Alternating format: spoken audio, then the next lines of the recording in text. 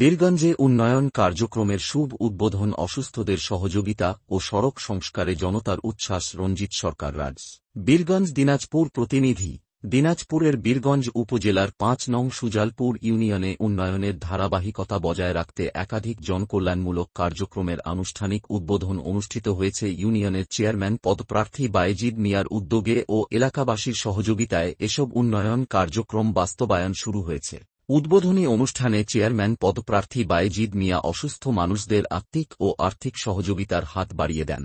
পাশাপাশি দৌলতপুর সড়ক সংস্কার ও মানকিয়া রাস্তার মাটি দেওয়ার কাজেরও শুভ উদ্বোধন করেন তিনি। এ সময় স্থানীয় গণ্যমান্য ব্যক্তিবর্গ, সামাজিক সংগঠনের নেতৃবৃন্দ, তরুণ প্রজন্ম ও বিপুল সংখ্যক এলাকাবাসী উপস্থিত ছিলেন। উপস্থিত বক্তারা বলেন, এসব উন্নয়নমূলক উদ্যোগ এলাকাবাসীর দীর্ঘদিনের চাওয়া পূরণ করবে এবং যাতায়াত ব্যবস্থায় উল্লেখযোগ্য পরিবর্তন আনবে। চেয়ারম্যান পদপ্রার্থী বায়েজিদ মিয়া বলেন, আমি রাজনীতি করি মানুষের জন্য, জনগণের সেবাই আমার মূল লক্ষ্য।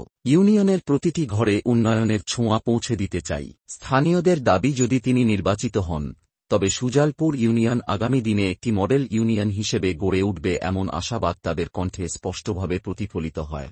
সুজালপুর ইউনিয়নের চেয়ারম্যান পদপ্রার্থী হিসাবে আমি সৌজন্যে কিছু উন্নয়নমূলক কাজ করতেছি। রাস্তাঘাটের যে অবস্থা, সেই অবস্থার অনুপ্রেক্ষিতে কিছু লোক আমাকে রাতে কল করে যে, ভাই যেহেতু আপনি চ্যানেল যাবেন, আমাদের একটু কাজ করে দিতে হবে। কি কাজ? দৌলতপুরের রাস্তা চলাফেরা করতে পারি না। আপনি একটু রাস্তা আছে দেখেন কি অবস্থা, আমরা চলাফেরা করতে কোনো ভ্যান ট্যান রিক্সা মোটরসাইকেল যেতে পারে না। তৎক্ষণাৎ আমি রাতেই পরিদর্শন করে দেখলাম যে আসলে তো খুব অবস্থা খারাপ। তাই আমি কাল রাতেই লোকজন ঠিক করে আজকে কাজে লোক লাগাইছি। রাস্তা আর মানকেরিয়া রাস্তা,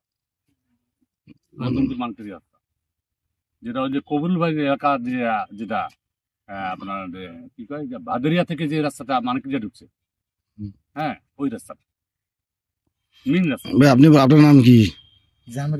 বলতে পারবো না। আমার নাম আব্দুল সালাম, আমার বাড়ি এখানে।